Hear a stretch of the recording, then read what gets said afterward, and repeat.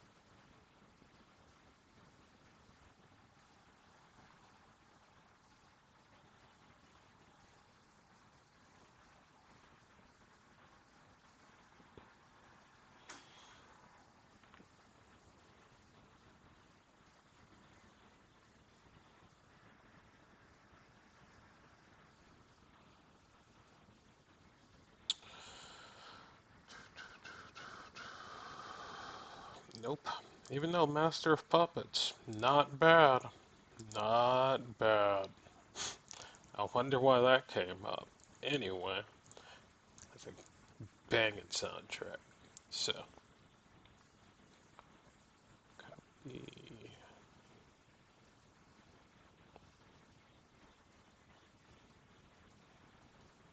paste, and shared. Believe that that is all of the. Well, of course it's not all of the media stuff because why?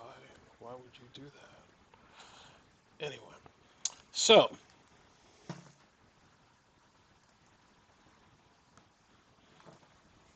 let us begin. Welcome back. Happy Friday.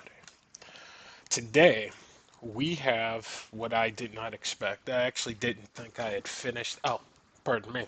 Sorry for the layoff. It's been a, few weeks. Took a couple of weeks off after the first Star Wars adventure. I will get to that shortly, pardon me. But we may not, depending on how everything acts, be starting part two tonight.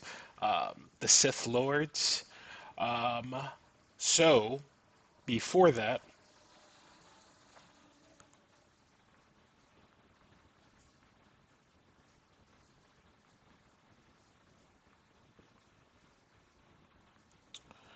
Before that, I did not think I had any Star Wars books to review. I actually thought it had been quite a quiet little frame for me. I am reading several, but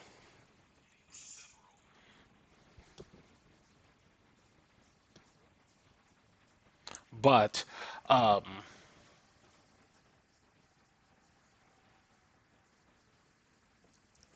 most of them are taking quite a while. So, that being said, I thought back on it and I was like, you know what? There are some books that I finished. And one of them I finished a while back and just never got the review out. I forgot about it, and you will find out in a quick minute. Before I get started, Greenberry Rush Hawaiian Punch on sale, 75 cents. Lord knows, 10 grams of sugar. Ah, great. It's just what we're looking for, man. After school snack.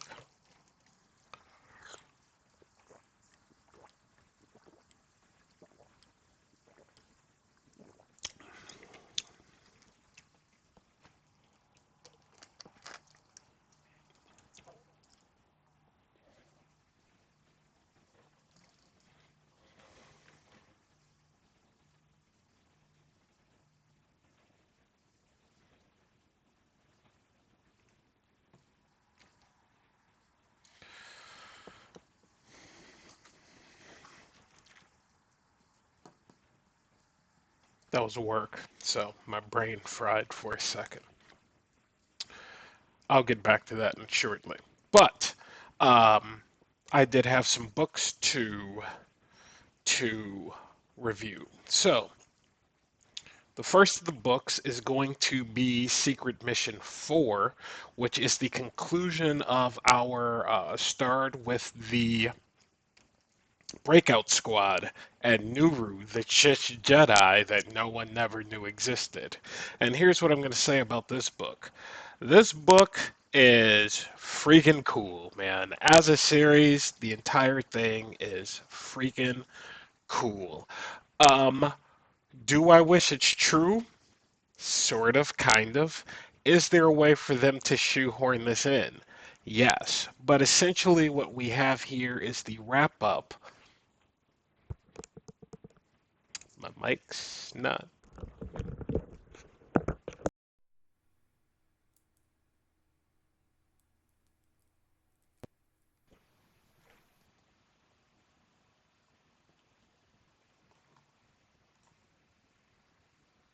Test, test,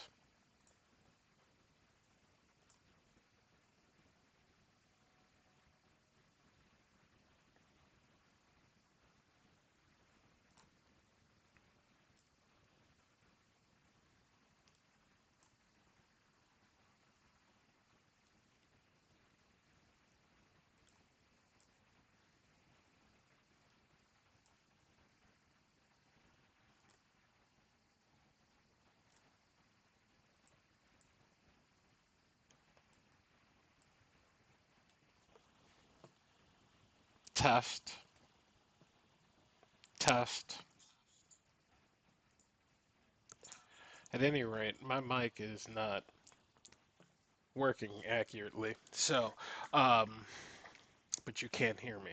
So what is really cool about this book is that um, this is the end of Nuru's quest to what originally started out to find his master or tailing his master as his master went on a mission.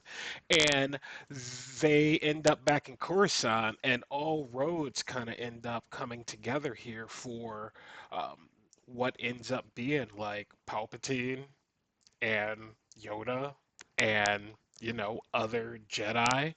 And it's essentially a secret squad that is out on the fringes doing things. That's kind of how the book sets it up. So it is a fantastic idea. This book in specific, I would say it's not as heavy on combat and action, but as the roads do come together, it provides a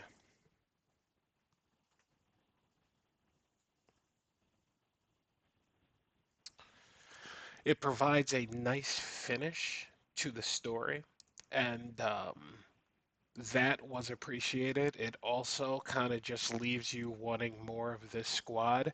They actually remind me very much of a Bad Batch type of squad. They're out there doing their own thing. So, for sure, check these books out, Star Wars, The Clone Wars, Secret Missions.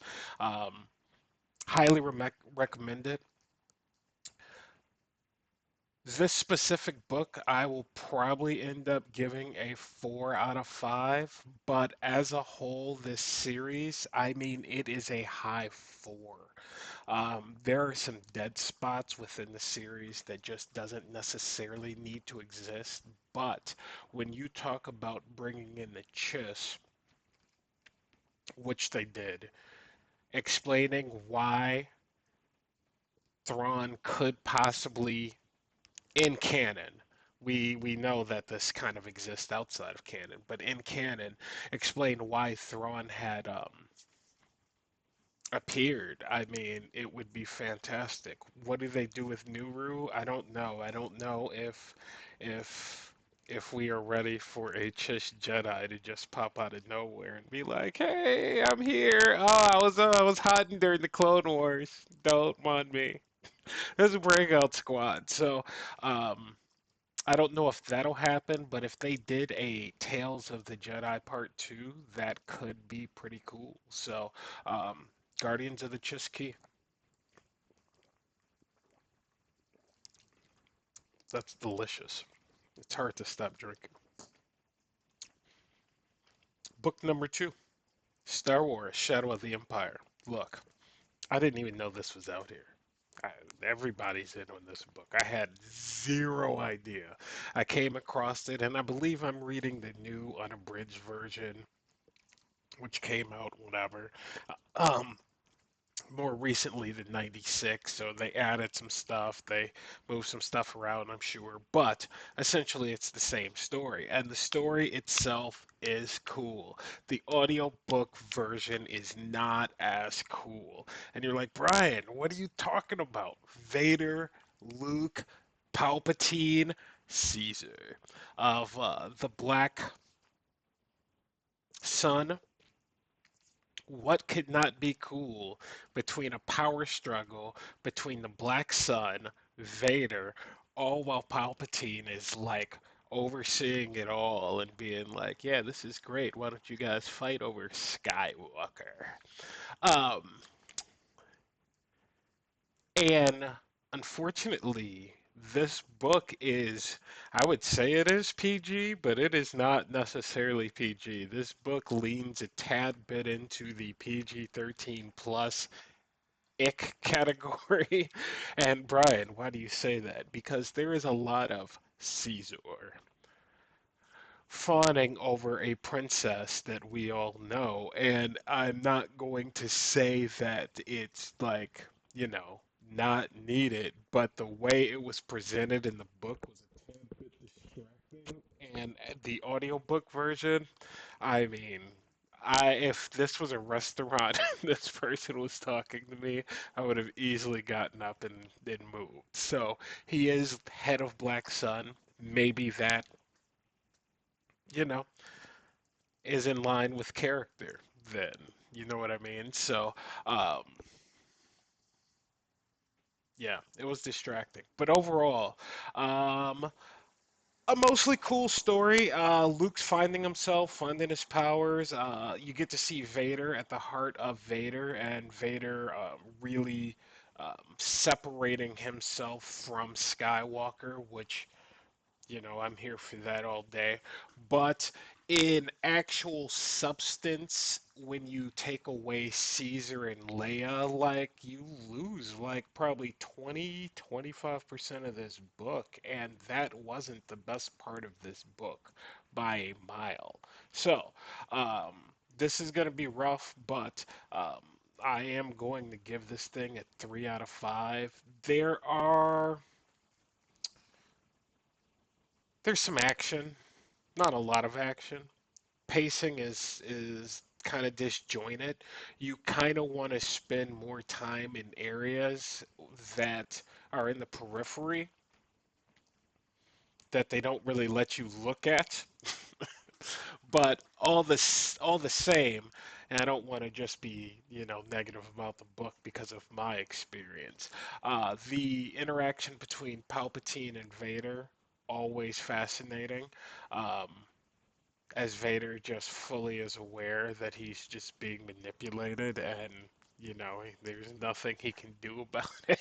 And it's like, yeah, man, you are in a rough spot. Sorry, bro. So, um, yeah, Settles of the Empire is going to get a 3 out of 5 from me. And, you know, you can probably skip it. I would tell you, sure, that's fine. So, for whatever that's worth, it is a legend story, though. And last is a book that we have reviewed already. So, it is a revisit, and that is going to be Star Wars Aftermath. And I'm actually a tad bit excited to talk about this because it's not often I review a book with a completely separate lens um, than when I first read it. But um, I gave this book originally a 3 out of 5. I read this 3 years ago, so this was very close to near the beginning of my Star Wars book journey. And I did not enjoy it the first go round. I found all the characters fairly unlikable. I found the story not really relevant. And Yeah, the entire series was a pass for me. The third book was pretty good, I do remember that. But I decided to read it again, and so this time around, having the wealth of stories surrounding me in canon, this book is freaking amazing. It's pretty good. I don't want to, maybe not freaking amazing. The book is good. Okay, we'll go that far. It's way better than I gave it credit for. Um, the characters, they're still not the most likable characters in the world, but there is enjoyment in them as you, or at least me, um, have interacted with more of the Star Wars characters. They kind of make sense now.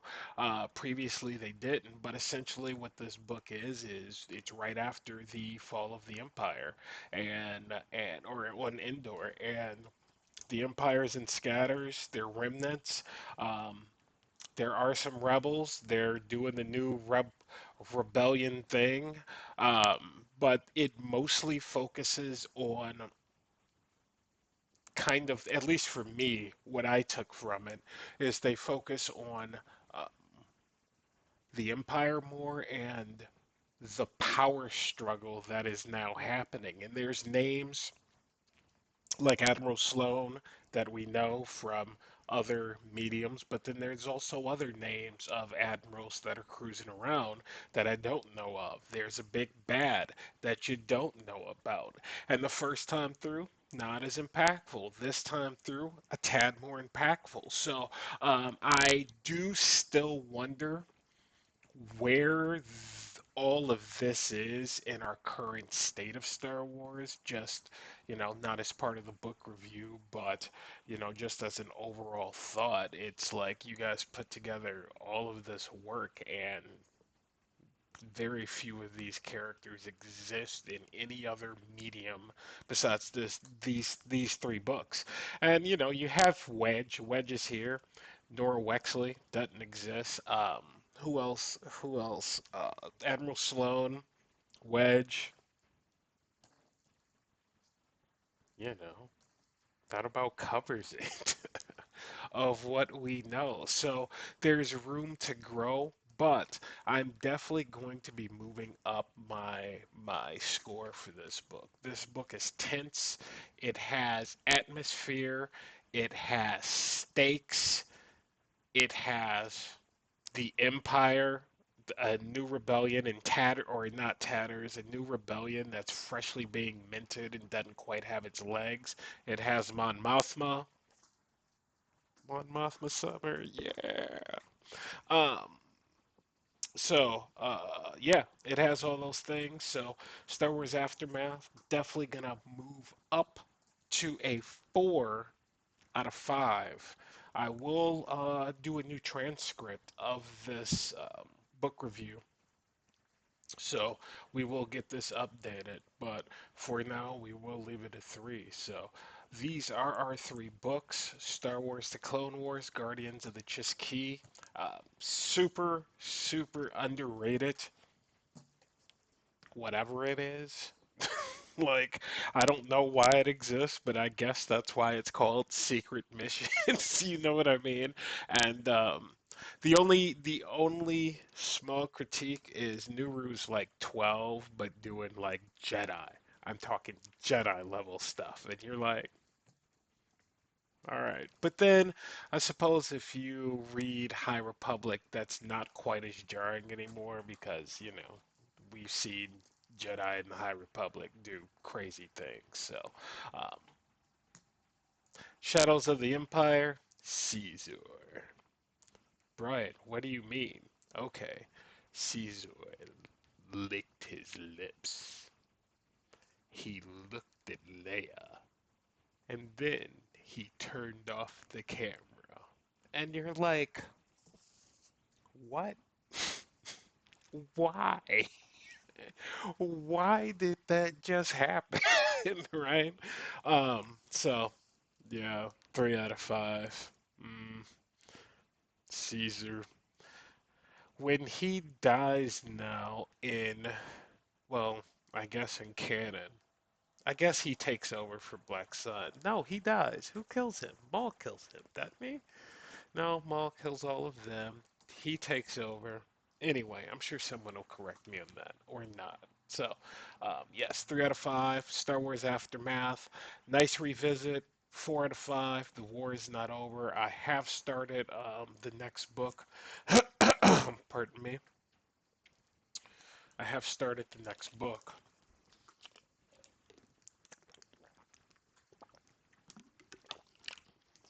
Apparently, it's not as refreshing as water, or my throat is going. And yeah, the next book is just as enjoyable. So, those are our 3 book reviews. And now we will try to get our game working. So, Star Wars Knights of the Old Republic 2. Why is my throat going? Why don't I have a voice? Oh, it's this.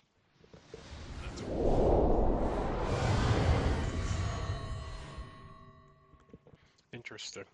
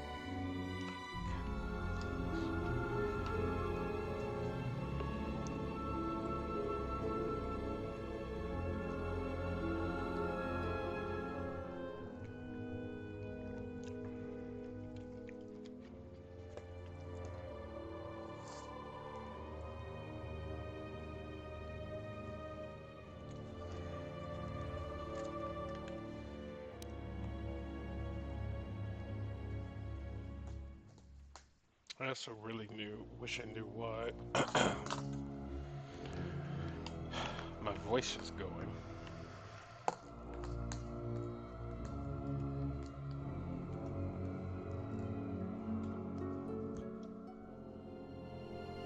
Testing. Ah, well, now you're working. But my voice is still going. mm, pardon me.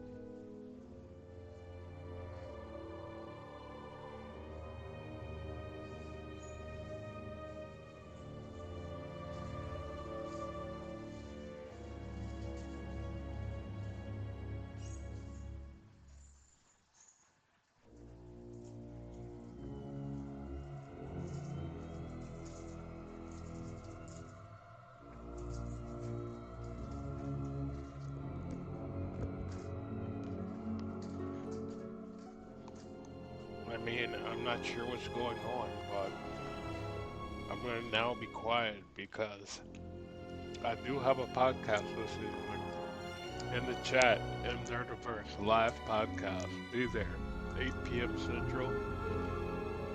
I'll mute myself. Test, test,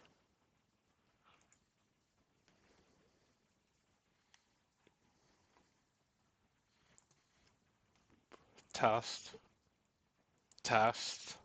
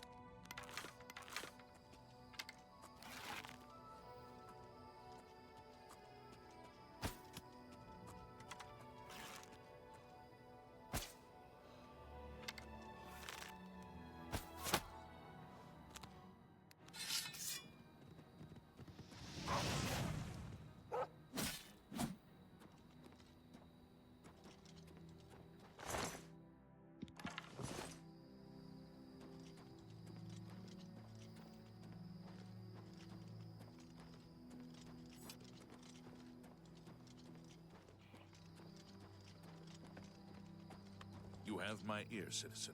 Duty call. He preaches in Anvil. Appeared right after the attack on the chapel there. Sounds like the usual doom-saying nonsense.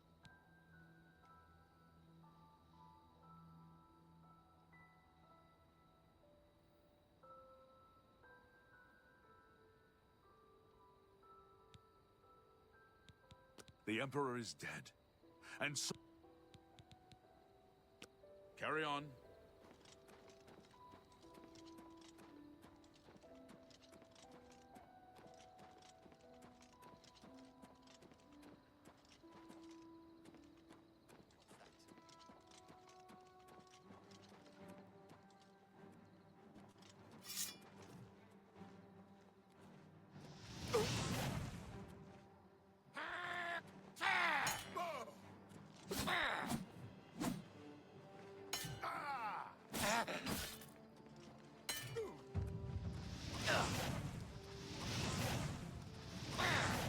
Do your worst.